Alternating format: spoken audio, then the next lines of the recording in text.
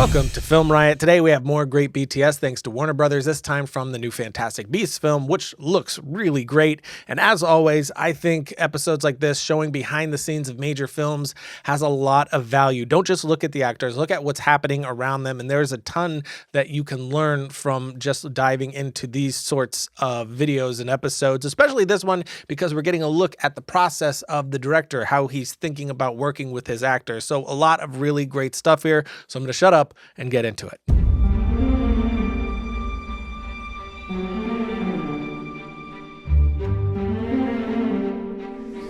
Okay, here we go. Ready? And action.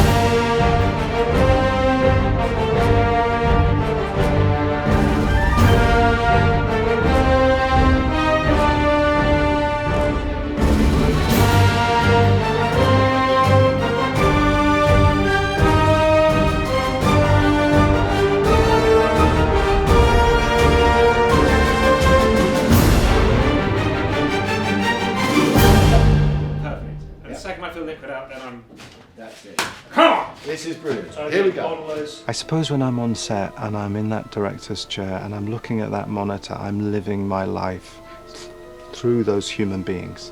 I am NEWT Scamander for a moment. I am Theseus in a moment. I want to feel what they're feeling. I want to understand their perspective. I want to understand what it feels like to be in that hearing room. And so I try and empathize as much as possible, not just with the characters, but with the actors who are playing them. And that's my process. I want it to be as real as possible for me as it is for them. They're ready for you, NEWT. Rita? What are you doing here? Theseus thought it would be good if I became part of the Ministry family. In contrast to the first movie, which was a relatively straightforward narrative, although a lot was hidden, this is a complex story. So that was simultaneously very challenging to write and enormously satisfying to write. You know, because I like it. I do really enjoy a challenge. And it was finding the structure to make sense of all these different strands so that people understood when we hit our climactic scene what was at stake and why characters were reacting as they were reacting to Grindelwald.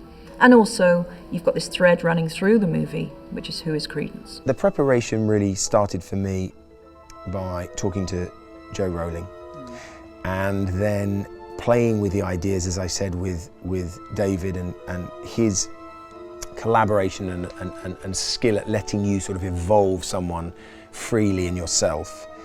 And I did, some of my own prep on my own at home, and initially I thought I was going to steer clear of going back and watching either Richard Harris or Michael Gambon, but I just couldn't resist. First of all, it seemed like such an obvious opportunity to watch all the films again, which was really fun, and also, I just wanted to see if there was anything I could eke from them, even though, as I said, it was very important to all of us that we weren't creating that Dumbledore, we were creating a man who was going to become that Dumbledore.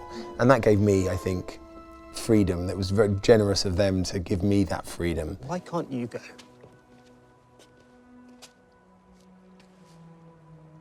I cannot move against Grindelwald.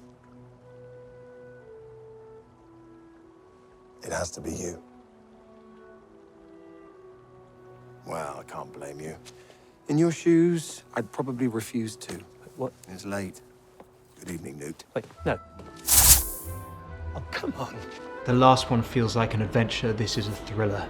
It's taking these characters that you've met, this quartet that you've met, and the roots of them being embedded back into the folklore, the Potter lore that we all know and love, and really the characteristics and histories that were hinted at in the first film really being torn back and explored, and with that comes a darkness. There is a new threat as Grindelwald mobilizes, and the stakes are just that much higher, and with that comes a tonal difference, and David talks about it in terms of it being a kind of almost like a Cold War thriller. There's a steeliness to it, and in and amongst that you have the creatures, you have the Nifflers, you have Jacob and Newt's sort of Laurel and Hardy, you know, the lightness remains, but there is definitely a depth to it. It is said that I hate les noms magiques. I do not hate them. I do not.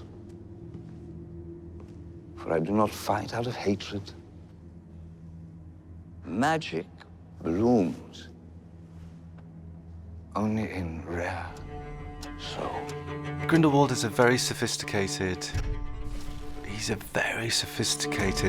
villain, in the sense that what he wants to do really is to win hearts and minds. He wants to convince people that his path is the right path.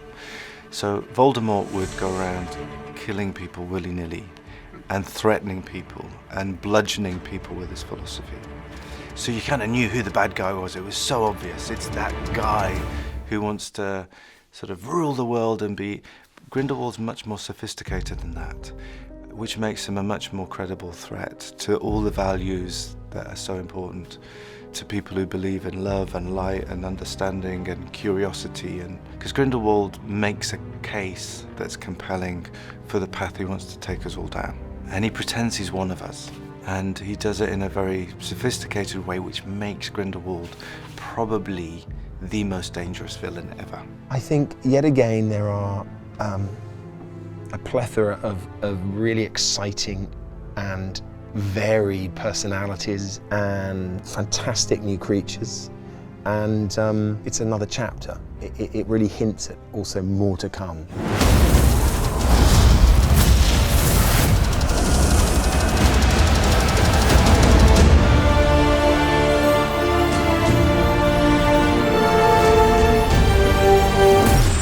That's her brother?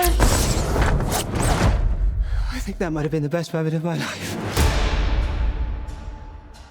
Logo. So big thank you to Warner Brothers for letting us use that footage to bring to you guys. And that is it for today, which means it's time for my suggestion of the week.